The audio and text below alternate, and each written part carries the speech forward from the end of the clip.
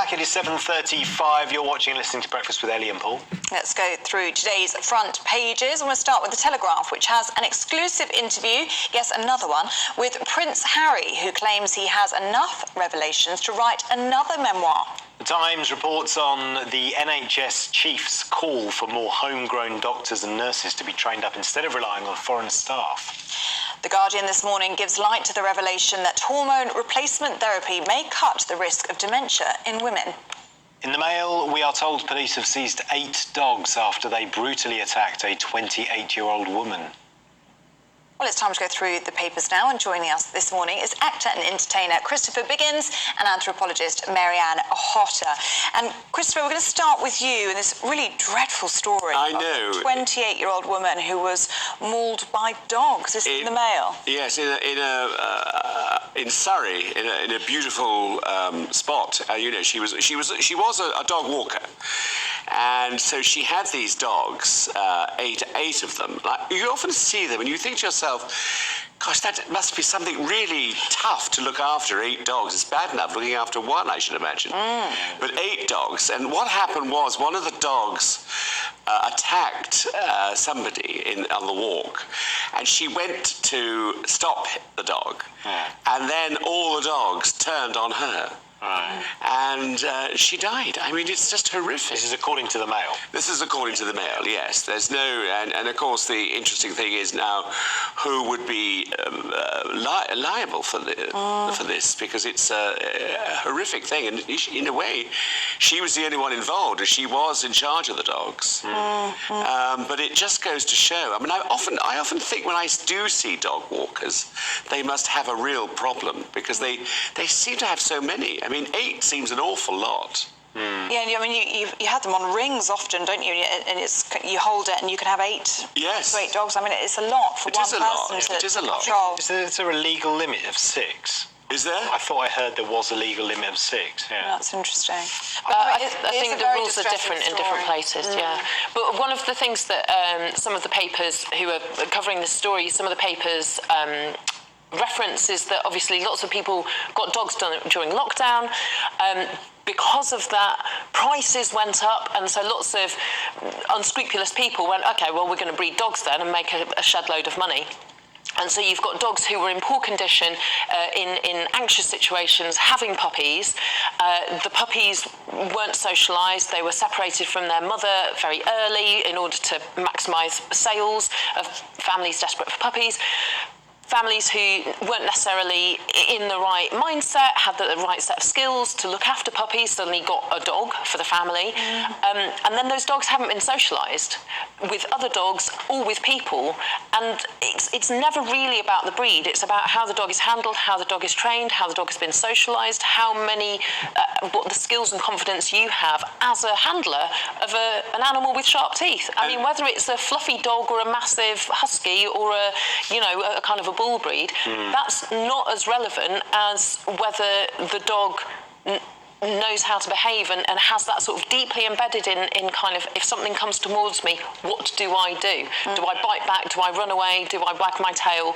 And it's a kind of we're, I think, probably coming to a point where this might not be relevant to this particular tragic circumstance, but it's something. I mean, there'll be people at home now kind of going, oh God, I wish we never got a dog, and there will, I think, be a spike in. Well, I think there's certainly an increase in dog bites, children going to hospital with dog bites, for example. And I think also that is the problem, that people want these dogs and they have them for Christmas or for all sorts, and then they get bored with them and they can't afford them because they are expensive. I mean, pet plans, insurance plans are huge, and it's a lot of money to look after a dog. Yeah, and exercising a dog, it's amazing for your physical and mental health. Yeah. But it does take a lot of time. It's an hour and a half out of every day minimum. Yeah. And just to answer your question, what you were saying, it is down to each local authority to decide. They put in place what are called public space protection orders, so it can vary from authority to authority in terms of how many dogs you're allowed to walk. Yeah.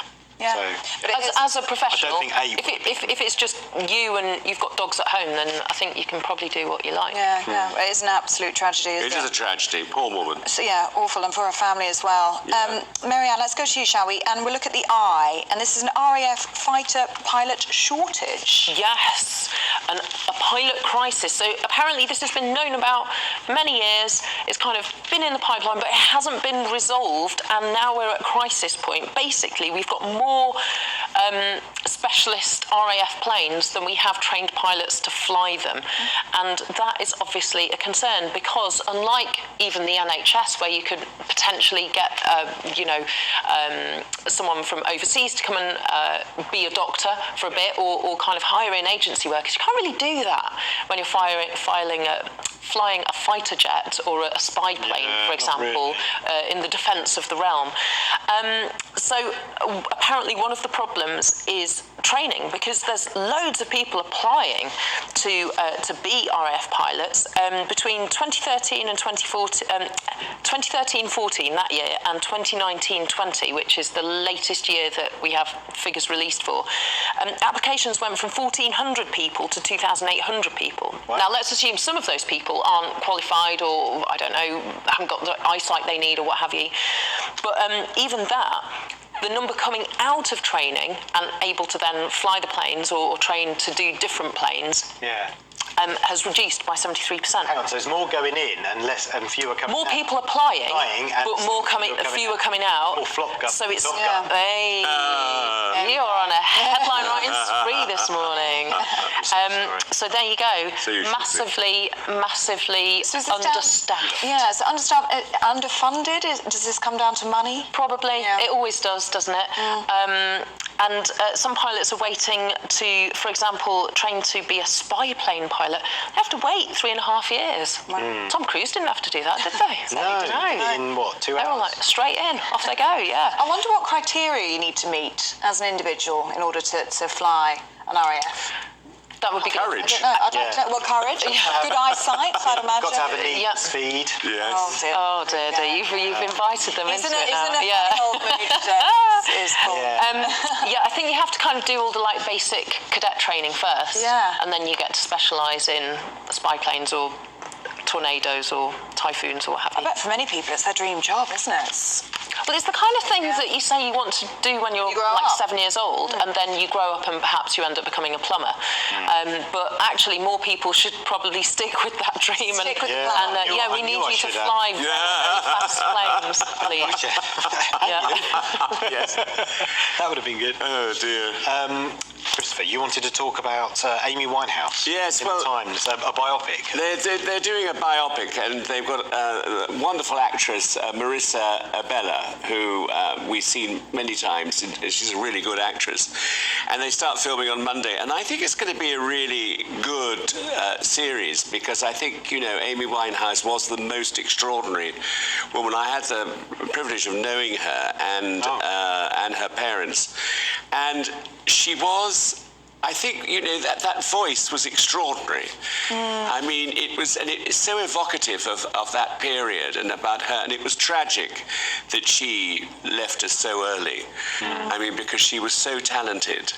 And it often happens, of course, if you look back in the history of pop people, they sort of, can't follow it through for all sorts of reasons. And but she was exceptional, and I think this story will be fascinating. As a friend, though, and her family as well, how do you think they feel? How do you feel about it being treated like entertainment after her death? So that the biopics, the documentaries, there is this fascination with Amy Winehouse, isn't there? There is. A legend, certainly iconic. I know we use that word a lot, but her voice really, truly was. It really. But how do you feel as a friend to see it being used in that way? Well, I think it's good, because I think it puts its place in history, because I think then the future audience, young people, know exactly, or can find out if it's done well, you know, what that person was like and why she was an iconic singer. And so I think it's good. I mean, certainly, you know, when you look back at, I mean, for instance, like the Elvis one, which last year was fantastic. Brilliant film, yes. And brilliant for all sorts of reasons. I mean, the manager came across so wonderfully well in that, because he wasn't a very nice man, and that came across. And, you know, Elvis was Elvis. I mean, a huge star, and I think it's good. And, you know, Elton John won, Freddie Mercury, they're all good. And because I think they tell a story which I think is worth telling. Yeah, but it is the question of taste, isn't it? I mean, the Elvis one had huge support from the family of Elvis. Lisa Marie sat with Austin Butler, who played Elvis, just on Tuesday before she so tragically passed. But they were really supportive of that biopic because it was done in good taste. Yes. And that is key, isn't it? You know, it is, and I think that, and I think sometimes it doesn't happen, but I hope it will with this one. Hopes. We have high hopes, exactly. Marianne, let's go to you, shall we? The Guardian, the demise of the dinner date.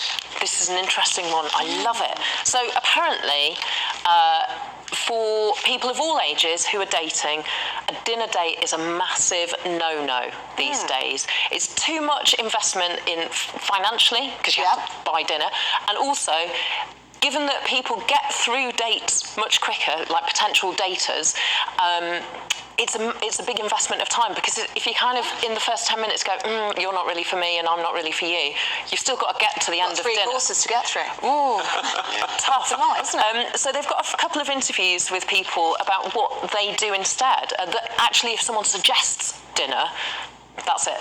You're getting a no. You're getting a hard no.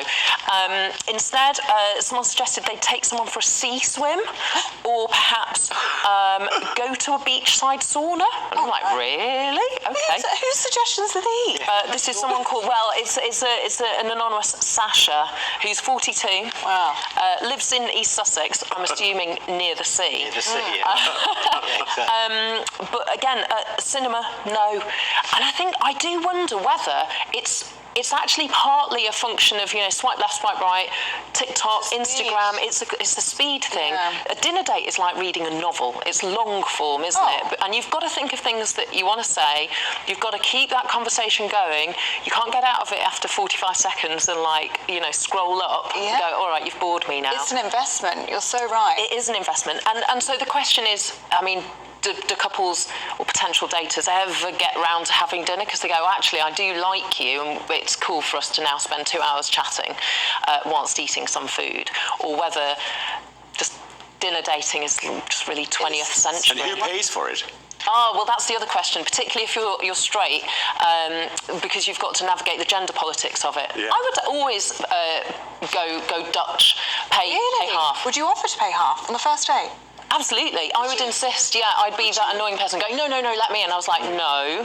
If we're doing this, we're splitting the bill. Although, to be fair, I've been with my husband since I was like 18. And did you go Dutch on the first date?